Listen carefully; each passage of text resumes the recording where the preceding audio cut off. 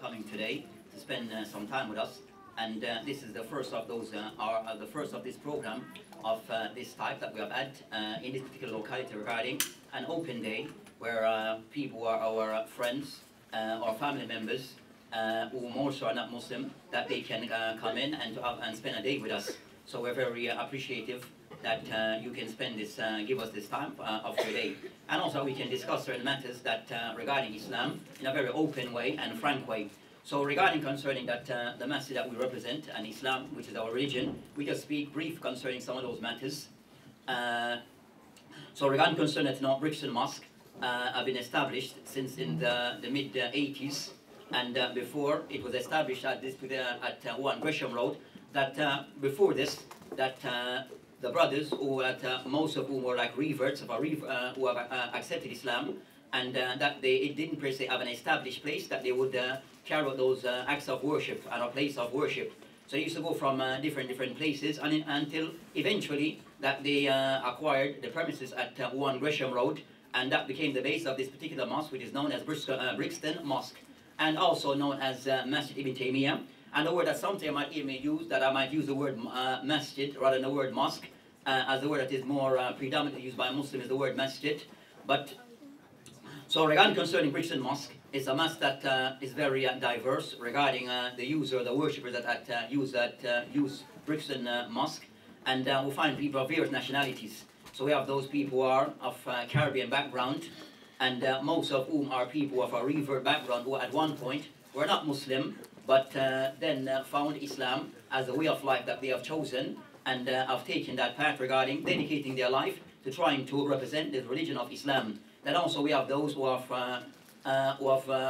Somalians, who have recently arrived and have been around in Brixton, and also we have people of non-African background, so we have Algerians, we have people from Morocco and the likes, also a part of the community. Also we have people from other like North Africa, or East Africa, West Africa, from various states within Africa. And also have people who are from Asia, who are people from Bangladesh, from Pakistan, also Afghanistan. So Brixton Mosque is very multicultural, and that's the thing that kind of somewhat it set us apart from most places where you don't find that level in this small area, that variety of people from various backgrounds. And as we mentioned, most of whom though are people whom at one point in their lives were not Muslim, but by Allah subhanahu wa ta'ala's grace have guided them to Islam.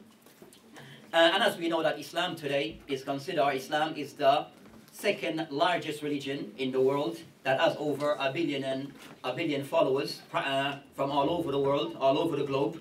And also today Islam is considered to be the fastest growing religion, especially in the West. So you'll find our experience at Brixton Mosque over the last 10 years, you'll find on a weekly basis that you find people will come in, ask questions about Islam, and eventually most of those people eventually will take their shahada. Even people who have come in and all they want is just to be Muslim, not understanding fully what is Islam. But the normal procedure for us at the masjid, that before we ask a person to commit to being a Muslim, as we see it as Islam as a way of life.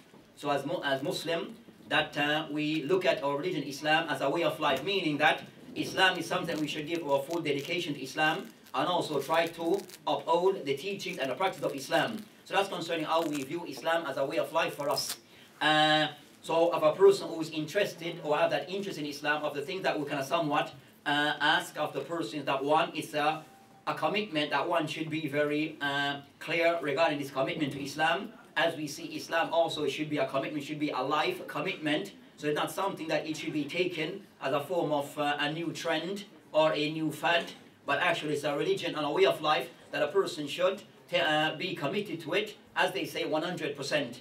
And also the person that is willing, before becoming a Muslim, that the person that he should have some background information regarding what is Islam, regarding what does Islam it teaches and what it offers. So the person, when he does embrace Islam, then he knows what are those things that are expected from him. What are those things that are expected from him regarding as being a Muslim? What will be the changes that will occur regarding his lifestyle, as some changes will occur. So the person who is looking at Islam, who have embraced Islam and is new, yes, there will be changes. As this lifestyle of Islam that he has is newly embraced, that most of the stuff that there will be things that he needs to adopt that are new to him that he never used to do before. and also things that the person may be involved in that he used to do, that he has to kind of somewhat eventually cut out those things, as our previous two lecturers have mentioned before, that when they embraced Islam, accepted Islam, that changes did occur. Things that they had to give up of their previous life, and also things that they had to somewhat adopt regarding the new way that Islam teaches. But overall, Islam, as its teaching and its practice, it can somewhat emphasize regarding that, encouraging the person regarding those things that are beneficial regarding the person and those around him. So regarding Islam, it facilitates regarding the person having a complete approach to life, where it is a spiritual aspect, relating to spiritual aspect of the person's life and building those things, and also the person's physical life, regarding those things that a person still have to live his normal day-to-day life, but Islam gives some type of guidelines regarding how the person should function, regarding that as a Muslim and what we represent, based upon the teaching of Islam, that we are encouraged as Muslim and we are taught as Muslim that in our day-to-day lifestyle that we should be people generally, that we should be people who are honest regarding how we deal with others, whether those people are Muslim or non-Muslim. Also in our teaching of Islam, that we encourage, and Islam teaches concerning the Muslim, that he should be respectful to his to elders. So anyone who is our elders, whether those people are Muslim or non-Muslim, we should still show some form of respect toward those people regarding how we speak to them and how we deal with them. And even more so regarding those people who are parents and family members. So even I will mention that myself, even I know concerning Abdul Wahid, and many others who are present, that before we were people of a different type of religion and way of life. But still, most of us, we are family members who are still non-Muslim.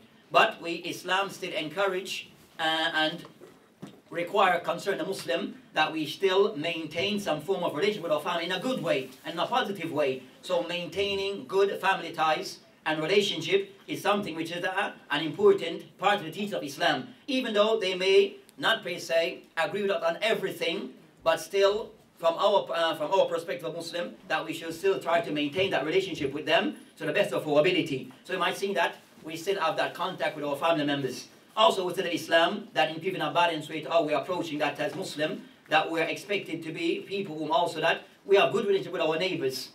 And that's of the purpose and the intent behind this particular type of gathering, that we can build that relationship regarding those people, our neighbors, those people that we live with in this particular community, that we can have a better understanding, or them, yourselves, can have a better understanding regarding what does those people are the Muslim, what do they represent and what do they teach. Trying to not to distance ourselves at this particular moment regarding the information that's passed on concerning the news. Put those things aside for now, but kind of somewhat talk to us regarding maybe what you have heard, what you questions you may have, so we can at least discuss those matters in a frank and an open type of platform. So that's the purpose and the intent behind this particular type of gathering, and that you can see what we offer.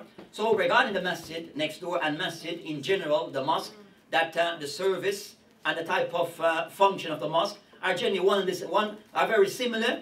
So the mosque of his service is a person who have entered the mosque, that you will know the mosque that there's no per se chairs that are there much. So a very open area that is made in most cases will be carpeted, and the mosque is a place that is used both by male and female alike.